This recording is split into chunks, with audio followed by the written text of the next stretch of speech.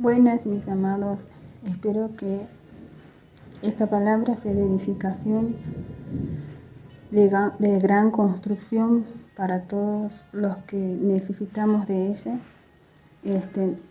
Esta palabra tiene dos enfoques. Una centrada en la visión de lo que ha venido a ser Yeshua en ese tiempo. Y la otra visión es que es volcada hacia nuestra vida, a lo que Jesús hace en nuestra vida. Bien, el primer título, la primera escena que plantea la palabra de Dios es la entrada triunfal en Jerusalén de Jesucristo. Y voy a solamente mencionar algunos versículos, porque la mayoría tenemos a mano la palabra y lo podemos escudriñar.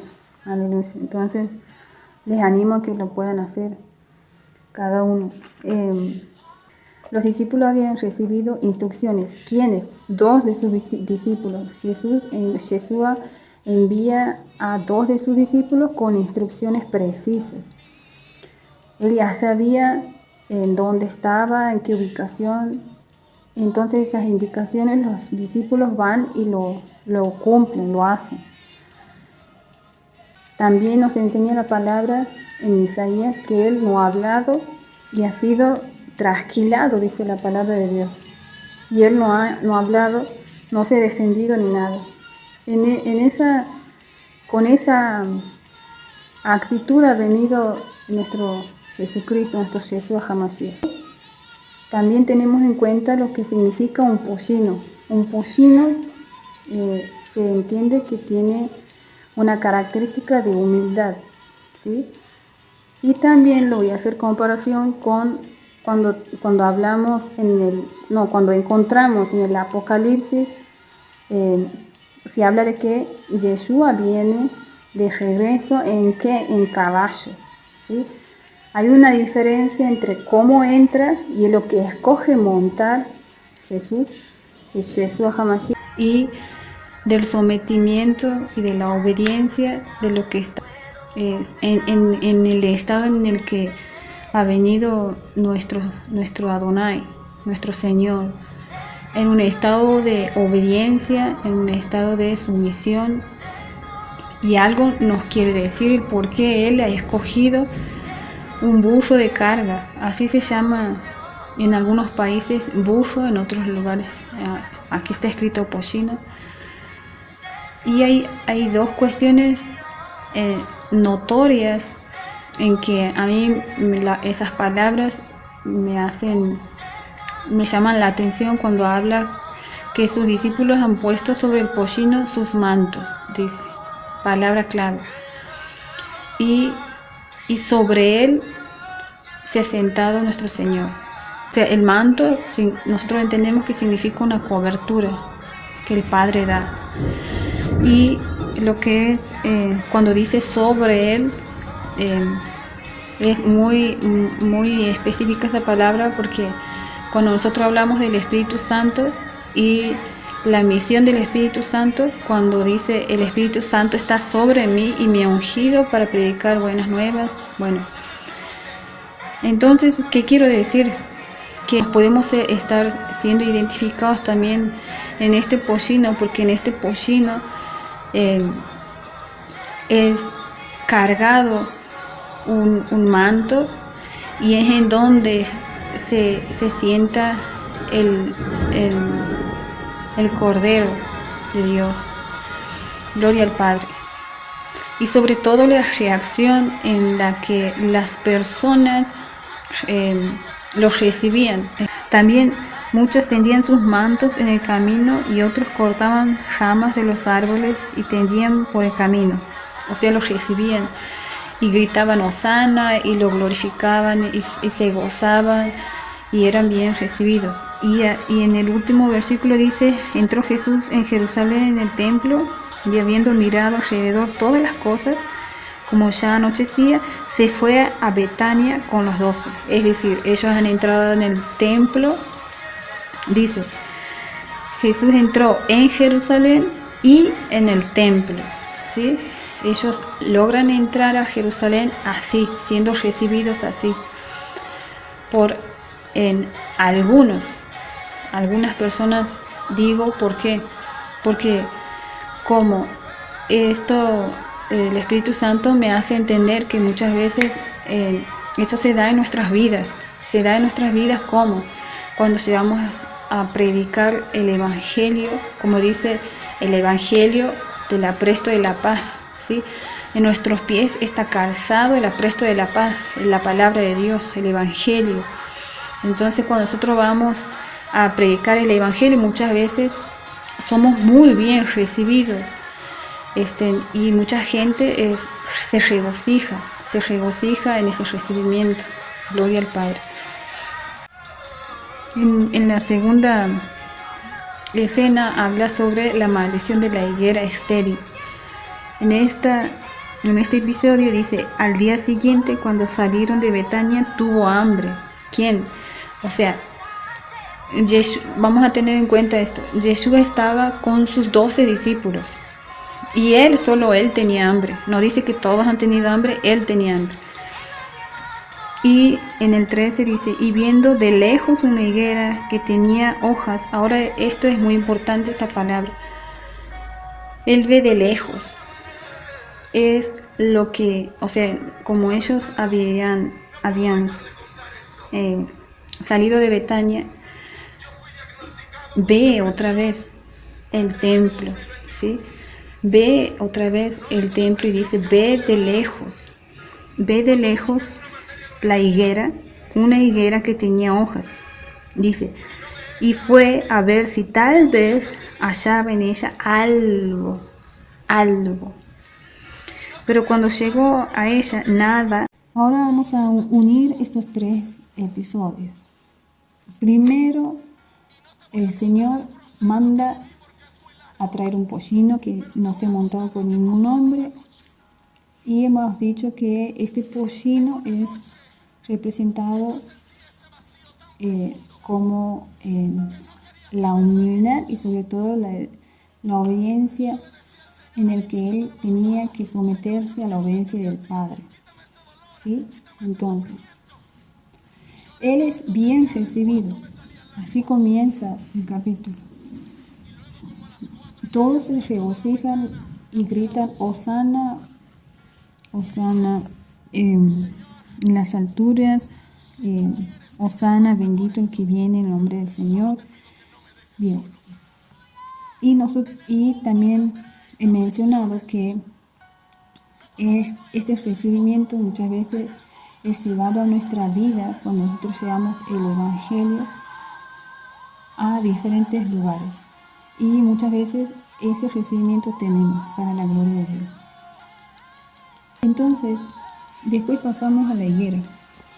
Después pasamos a la maldición de la higuera, a la purificación del templo y la higuera, digamos, la evidencia de que la higuera se seca. ¿Qué nos quiere enseñar este capítulo? Tengamos en cuenta que Jesús ha venido con un propósito específico aquí en la tierra, ¿sí? ¿Y qué quiero decir con esto? Que la maldición de la higuera estéril, ¿qué quiere decir la higuera estéril? ¿A quién se refiere con la higuera estéril? La higuera estéril se refería al templo de los judíos en ese tiempo. ¿Por qué el Señor Yeshua tenía que maldecir esa higuera? ¿Por qué? Porque tenía que establecer el nuevo orden de Dios a través de Él, es decir, el nuevo pacto. Y aquí se presentan las dos visiones. La primera visión es lo que significa lo que estaba haciendo en ese tiempo nuestro Señor Yeshua. En ese tiempo, cuando Él estaba haciendo la obra, en ese momento, ¿sí? Y lo que significaba la maldición de la higuera estéril, dice. Y ahora vamos a la respuesta de la pregunta donde nos hacíamos ¿por qué? Porque aquí habla cuando dice, viendo de lejos una higuera que tenía hojas, fue a ver si tal vez hallaba en ella algo. Pero cuando llegó a ella, nada halló sino hojas, pues no era tiempo de higos. Entonces yo le preguntaba al Espíritu Santo, Señor, ¿por qué dice? O sea, ¿por qué tienes que maldecir una higuera si no es tiempo de higos? Y me preguntaba, me hacía esa pregunta. Entonces el Espíritu Santo me enseña, para la gloria de Dios, que ¿por qué dice no era el tiempo? Porque ellos como judíos, estoy hablando de esa época, ¿no? Por eso le dice estéril, porque no podían dar frutos, porque no lo conocían al Cordero de Dios y no lo reconocían tampoco, entonces no podían dar fruto, porque la vid solo viene, la vida viene a través de él, es decir, el que puede provocar, el que uno pueda producir fruto es solamente él. Y si él no está en sus vidas, si él no puede, digamos, darse por cumplimiento esa palabra de que ellos tengan fruto. Por eso se le dice estéril. Aleluya. Entonces, el tiempo para ellos no se puede cumplir. Pero, y aquí voy a entrar, digamos, a la parte profética de lo que está escrito en el Apocalipsis, en varios lugares, que va a haber un tiempo donde dice que los que no lo han reconocido, va a haber un tiempo donde ellos regresen y lo reconozcan, y por eso dice no era el tiempo, o sea que hay una esperanza para todo el pueblo judío, y no solo el pueblo judío, todas las personas o sea, específicamente para todo el pueblo de Israel. Entonces, por eso habla de que no era el tiempo, o sea, no era el tiempo de que ellos puedan tener fruto. Bien, ahora vamos a la siguiente visión, de llevar esta visión a nuestra vida. He dicho que la primera visión es con relación a lo que es llevar el Evangelio, y cómo una persona que lleva el Evangelio a un lugar es muy bien recibida. Gloria a Dios. Es una forma representativa. Ahora, ¿qué sucede aquí en esta parábola de la maldición de la higuera? Y cuando el Señor entra a hacer la purificación del templo. Esto quiere decir que el Señor tenía que maldecir esa higuera para que pueda darse la limpieza del templo. ¿Cuándo sucede que Yeshua limpia el templo? Y tenemos que entender por templo en nuestro cuerpo, nuestro espíritu, nuestra alma. Cuando nosotros decidimos aceptar a nuestro Señor Yeshua HaMashiach como único Señor y Salvador. Lo que aquí, digamos, se hace presente en lo que sucede cuando Yeshua entra a un templo. ¿Qué hace? Él limpia, purifica nuestra vida. Gloria al Rey de Reyes. Y por eso la siguiente enseñanza es que cuando habla de la higuera maldecida se seca, es decir, y pasando por la mañana vieron que la higuera se había secado desde las raíces. Aleluya. Porque esa higuera que ha sido secada desde las raíces tenía que ser así, ¿sí? De hecho, tiene que ver con nuestra vida vieja. Esa higuera es representada de lo que ha sido estéril en nuestra vida anterior, antes de conocerlo a Yeshua. Mas, sin embargo, cuando el Señor Yeshua se presenta en la vida de nosotros, lo que sucede, hay una manifestación. Todos pueden dar evidencia de que esa raíz o esa higuera se ha secado, porque tiene que ver con lo viejo que ha habido en una vida anterior, ¿sí? Estas dos visiones nos llevan también más adelante, por eso habla sobre en el pueblo, en el templo habían autoridades. Esas autoridades estaban establecidas por Dios, ¿no? Entonces, como Dios tenía un propósito supremo, que es enviar a su Hijo, y a través de su Hijo podamos acceder al Padre. Entonces Él tenía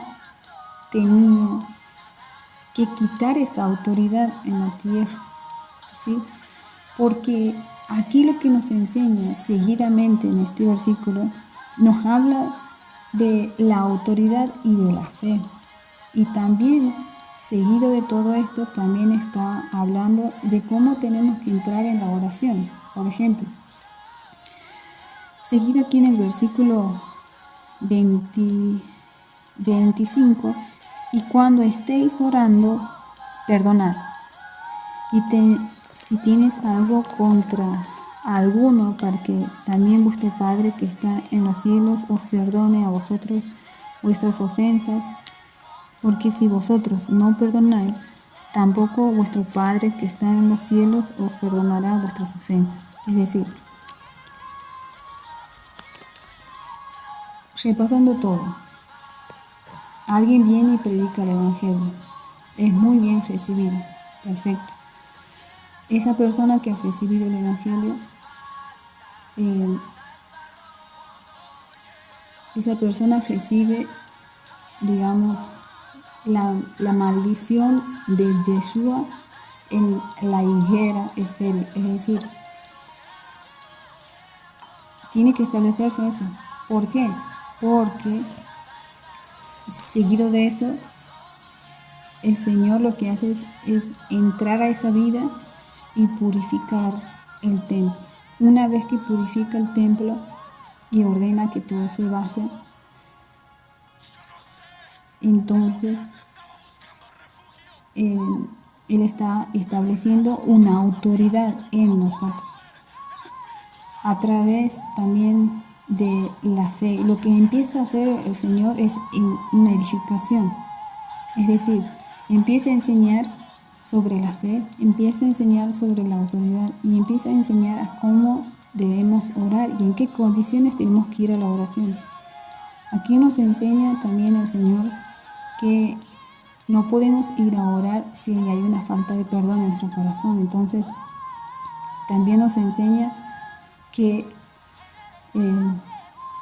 como dicen algunos, en algunas partes, la ley de la siembra y la cosecha. Es decir, si dice aquí la palabra que si no perdono a mi hermano, tampoco a mí se me va a ser perdonado.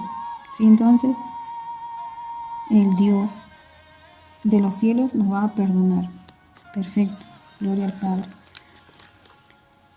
Esa es la enseñanza de lo que significa la autoridad, todo lo que el Señor venía haciendo en los discípulos, una enseñanza, una muestra y al mismo tiempo, digamos, esas dos visiones de reconocer y entender lo que Yeshua estaba haciendo en esa época y al mismo tiempo lo que quiere hacer ahora en este presente, en nuestra vida. Bien, y por último, como yo había mencionado anteriormente sobre lo que él venía haciendo era deshaciendo esa autoridad que estaba en la tierra, es decir, en el templo. En ese momento había una autoridad. Él viene a establecer esa autoridad porque los fariseos les reclamaban: ¿con qué autoridad vienes a hacer esto? Entonces, y como por su falta de fe no lo podían reconocer y por su perverso corazón, porque aquí, por ejemplo, dice Y entonces ellos discutían entre sí, diciendo, si decimos del cielo, dirá, porque pues no creíste. O sea, ellos mismos sabían que si daban una respuesta, los llevaban a la verdad, ¿sí? Y si decimos de los hombres, pero temían al pueblo, pues todos tenían a Juan como verdadero profeta. Así que respondiendo, dijeron a Jesús, no sabemos. Entonces respondiendo Jesús le dijo, tampoco yo os digo con qué autoridad hago estas cosas. Entonces, por su falta de fe, por su falta de su corazón, porque, bueno, eso más que nada, porque ellos no querían reconocer a Yeshua como hijo y como todas las respuestas, porque las evidencias eran fuertes, eran manifestadas y visibles, porque él mostraba milagros y así muchas cosas, y aún así ellos se mantenían en no querer creer. Entonces les reclamaban, o sea, aún así ellos les reclamaban con qué autoridad. Entonces, como ellos no lo podían reconocer, no querían reconocerlo, entonces él también se negaba a responder la pregunta que era evidente, porque ellos ya lo sabían, solo que no lo querían reconocer. Entonces, eso es todo el capítulo 11 de este libro de San Marcos, que sea de mucha edificación para cada uno de nosotros.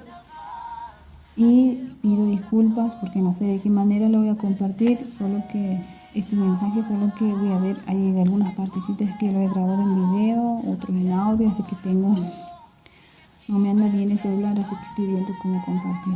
Así que muchas bendiciones, hermanos.